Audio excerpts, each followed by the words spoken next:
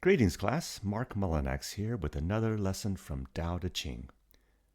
Life is a balance. To repeat a modern truism, we can get out of balance, and looky here, here comes accompanying stress, short attention span, more susceptibility to triggers, a feeling of pervasive complexity to things, that nothing is going right, and if things keep going down the way they are, it's going to be burnout time real soon. Can I get a witness? So why? Why does what used to be easy become hard? Why does the formerly simple become complex now? How come what used to be soft and malleable gets all hard, brittle, rigid, and break? These very conditions are treated by Tao Te Ching, verse 76, an episode I'm calling Bending, Not Breaking. When we forget Tao, we can get stiff, stuck in one's ways, so stay tuned to the end when I offer a meditation on how to practice softness in real life, real time. When you listen to the ground and you put your roots down, you can hear what she says if you're listening. When you listen to the ground and you put your roots down, you can hear what she says if you're listening. The sweet sound of the river as she moves over the stones. The same song that the blood in your body sings as it weaves around your bones. When you're listening, are you listening? Peace is softening what is rigid in our hearts. We can talk about ending war. We can do everything in our power, but war is never going to end as long as our hearts are hardened against each other. Pema Chodron, practicing peace in times of war.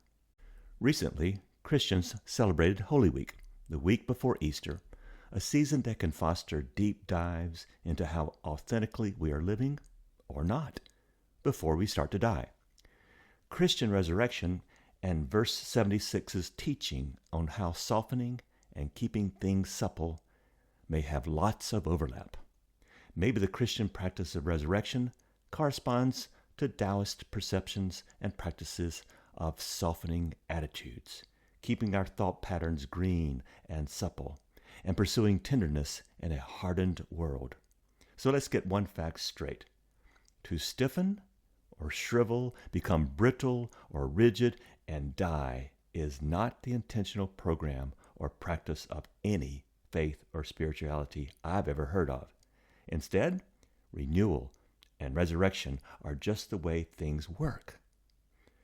Brian McLaren said, "Our ongoing resurrection is to lay down violence and pick up peace, exchanging fear for faith, hostility for love, and a culture of consumption for a culture of stewardship and generosity. And in all these ways and more, from death to life." Today's verse 76 is yet another reminder that we preach our funerals by the way we practice our lives. What's your eulogy? Another way to ask this, are we making life stiffer, less flexible, or more green, more sustainable, more supple? How you receive this verse may hinge upon how you have lived your life lately. Are we, after a day or a week of work and interaction with life, are we supple and tender, or stiffened and dying inside? I've been both places, and that often. So here's today's verse 76, life's way. A person growing and full of life remains supple and tender. A person not growing stiffens and dies. All living things, such as grass and trees, while alive and growing, are supple and tender. Dying, they become shriveled and brittle. In suppleness and tenderness are life. In the stiff and rigid are death. Two paradoxes. First, headstrong and prideful soldiers are easy targets. They do not last. Second, consider that tree that once full grown attracts only the logger's axe. Look down. how the rigid and mighty fall. Look up, how the supple and weak rise. So let's start today with the low-hanging fruit. We have many scenarios where the supple and flexible prevail over the rigid and unyielding. Indeed, in martial arts, such as judo, practitioners harness the power of fluidity and adaptability to neutralize the brute force of their opponents. However, this principle extends far beyond the physical realm, delving into the subtleties of human nature, societal dynamics, and the very fabric of reality. The Chinese words here for stiffen and supple may be a clue for us. The word nerdery in this verse is the same as verse 42, the one entitled weak force in my translation. In the Chinese text for both verses 42 and our verse 76 today, we see two words repeated. For the concept of hardening and growing stiff, both verses contain jian, and for the concept of softening, the word ju. These two words show up in both verses. First, jian, the Chinese character here representing hardness, solid, firm, strong, stronghold, firmly, and resolute. Jian contains the radical for earth, which is hard. It also contains the sense of a dead person or an inflexible corpse with rigor mortis.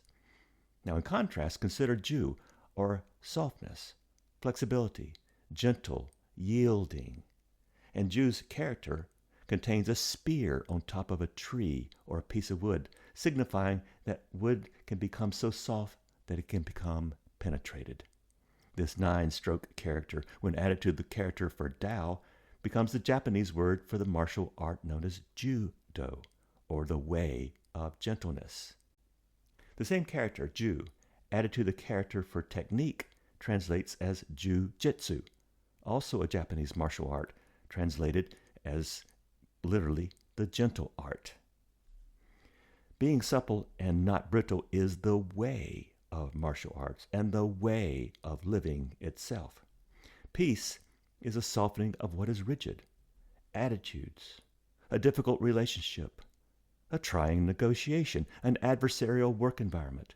Tao is not just power for the peaceful. Tao is the practice of soft power. Slowing down, practicing gentleness, learning flexibility, these are the actual practices of Wu Wei. So is exercising patience in an impatient situation, understanding someone else in a difficult negotiation, being like water to wear down the rough and hard places, like soft water in a dinner pot to soften the food residue before washing. That is, allow natural processes to occur. Too much unnaturalness leads to hardness, like we saw in a recent verse about overcooking a fish into a hardened state. Folks, we all know life is going to happen. It can break those who haven't learned flexibility. This verse teaches if you don't want to be broken, practice softness, bending. The flexible do not get hurt. The late Buddhist and Taoist Alan Watts once offered a feline example of soft and supple that outlasts the hard and the brittle. He said these words: when a cat falls out of a tree, it lets go of itself. The cat becomes completely relaxed and lands lightly on the ground. But if a cat were about to fall out of a tree and suddenly make its mind up that it did not want to fall, it would become tense and rigid and would be just a bag of broken bones upon landing. In the same way, it is the philosophy of the Tao that we are all falling off a tree at every moment of our lives. As a matter of fact, the moment we are born, we are kicked off a precipice and we are falling, and there's nothing that can stop it. So instead of living in a state of chronic tension and clinging to all sorts of things that are actually falling with us because the whole world is impermanent, be like a cat.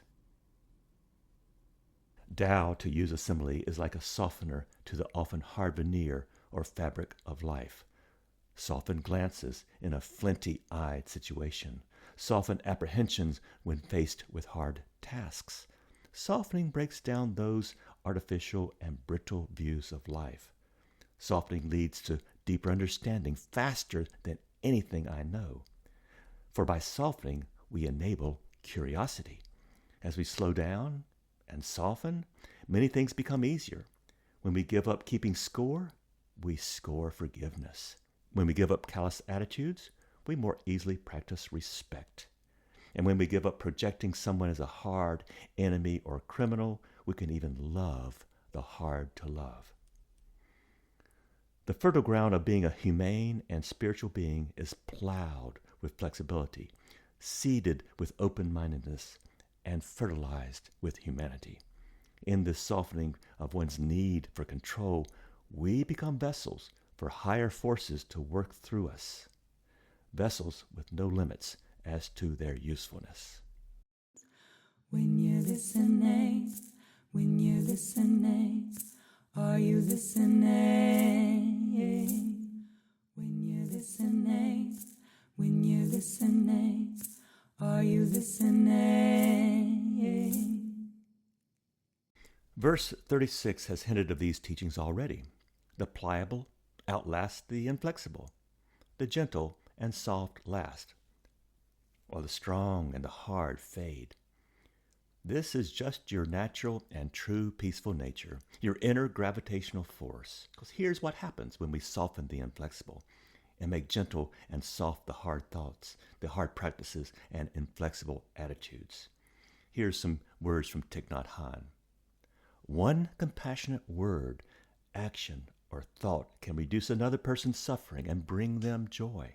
Just one word can give comfort and confidence, destroy doubt, help someone avoid a mistake, reconcile a conflict, or open the door to liberation. It takes only one action to save a person's life or help them take advantage of a rare opportunity. With compassion in our heart, every thought, word, and deed can bring about a miracle. And then he ended with this. When the crowded Vietnamese refugee boats met with storms or pirates, if everyone panicked, all would be lost. But if even one person on the boat stayed calm and centered, it was enough. It shows a way for everyone to survive. When we quiet down our noisy inner spaces, we increase the possibilities to be at one's best and most creative. Last week, I was with a granddaughter, and I was all worried about a task I had to do.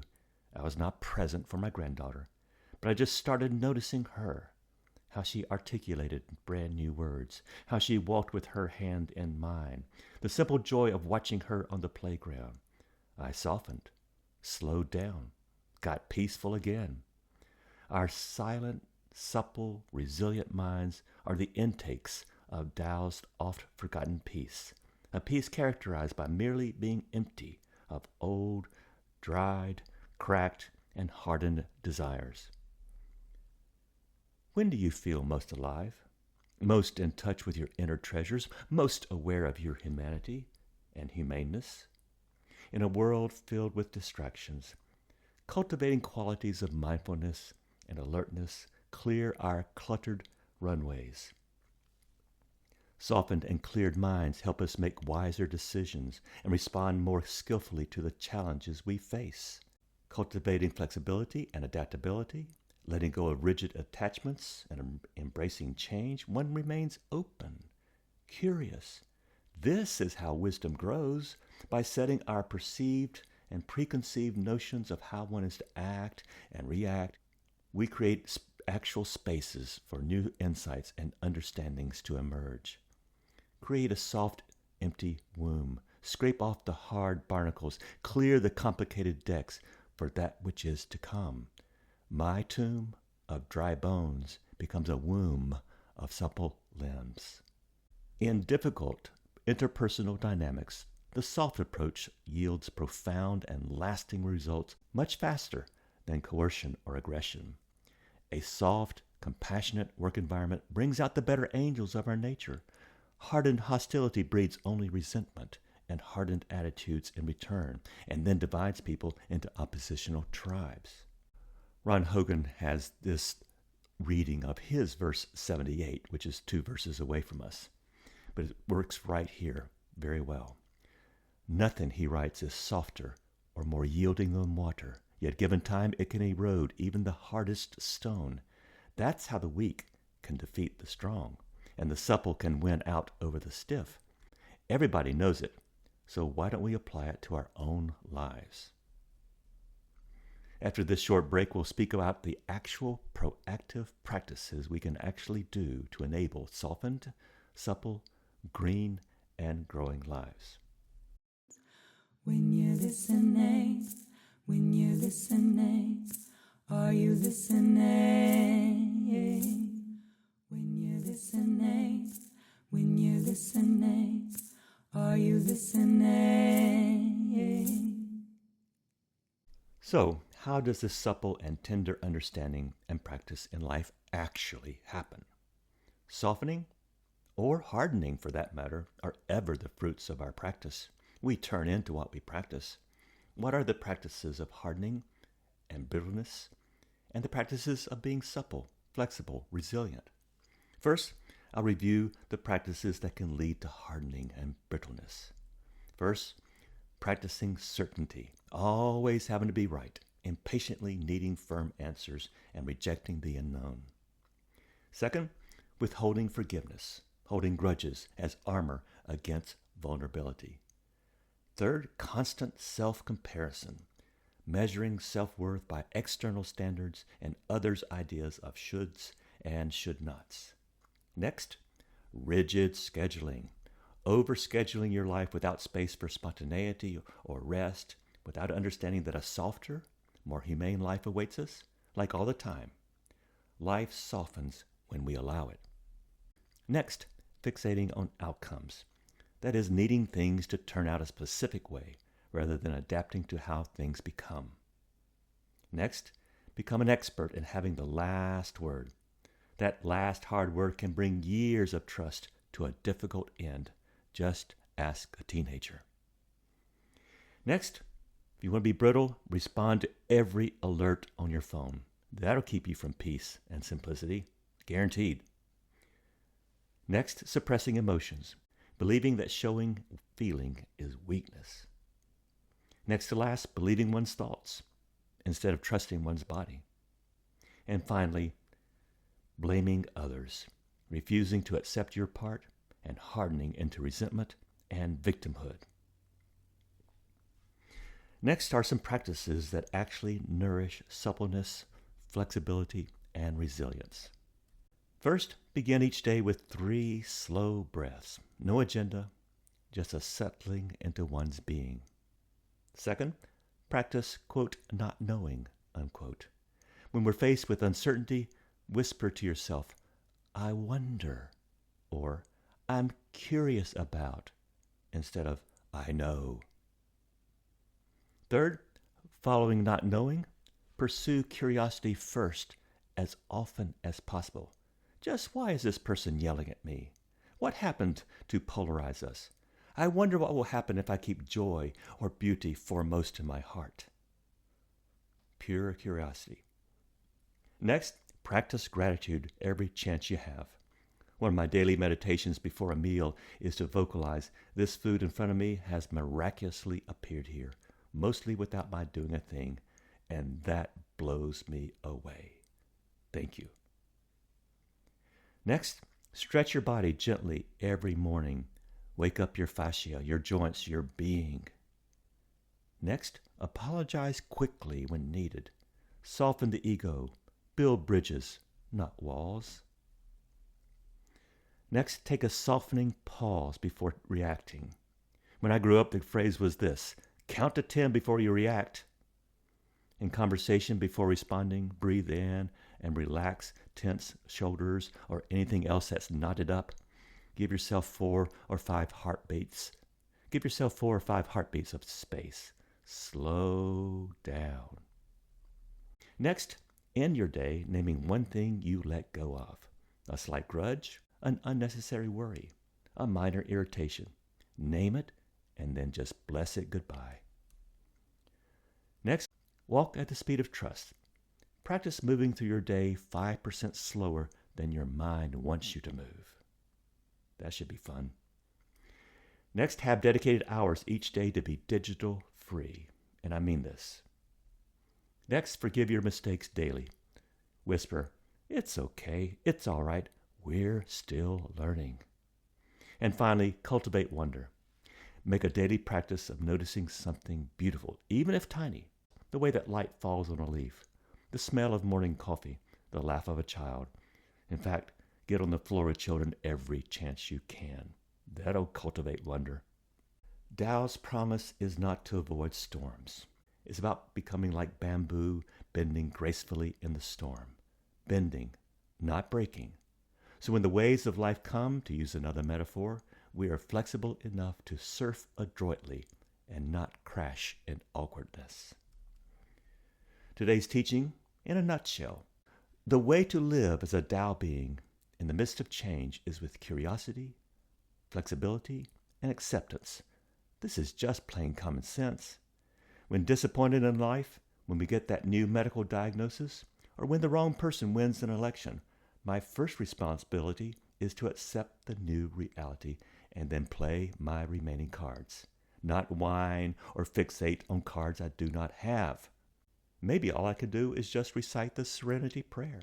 God grant me the serenity to accept the things I cannot change, the courage to change the things I can, and the wisdom to know the difference. Serenity, courage, and wisdom. The flexible last. A Taoist story tells of an old man who accidentally fell into the river rapids, leading to a high and dangerous waterfall. Onlookers feared for his life. Miraculously, he came out alive and unharmed downstream at the bottom of the falls. People ran up to him and asked how he managed to survive. I just accommodated myself to the water, not the water to me. Without thinking, I allowed myself to be shaped by it. Plunging into the swirl, I came out with the swirl. This is how I survived. Nature always wins, and nature always lasts. Why? How? Because nature is supple. And remember, we are nature too. Why not just be the free, flexible, trusting, and open person that you were born as? Outside, all hell may be breaking loose, but within, we are prepared, even saying, bring it on. I'm closing this time with 2 items. First, the family-friendly version of verse 76, entitled, Be Soft to Stay Strong. A living person is soft and bendy. When people stop growing, they become stiff and start to die.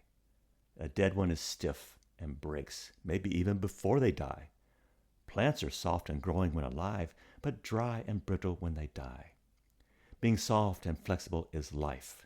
Being hard and stiff is death. 2 lessons. Stubborn people don't last long. Second, a full-grown tree, calling attention to itself, gets chopped down first. Can you see? The strong and hard fall, while the soft and humble rise. Stay soft. Second, here's a short meditation I call softness in motion. Whether you're sitting still, walking, or weaving your way through traffic, here is a meditation you can breathe along with, a softening you can carry within, no matter where you are. As you move through this very moment, imagine yourself like a young willow tree, your branches loose, your roots strong. The winds of the day may push at you, but you bend without breaking. You sway without resisting. Let your breath be part of that ballet. Easy, loose, not forced. A breeze, not a hurricane. Notice your hands, whether they're on a steering wheel or folded at your sides, and let a little softness flow into them like warm light. No need to grip the world so hard. Notice your heart. Imagine it wrapped in a silk cloth, soft, strong, flexible, and unbreakable. A heart made supple by love. Say silently to yourself, I flow with life. I do not fight it. I remain green, resilient, alive. And as you move forward, whether down a road or through your day, carry this green, bending strength with you. Our world needs more soft warriors, and you and I are two of them. Here's our mantra. Soft at the center, strong in the flow. Soft at the center, strong in the flow. Soft at the center, strong in the flow.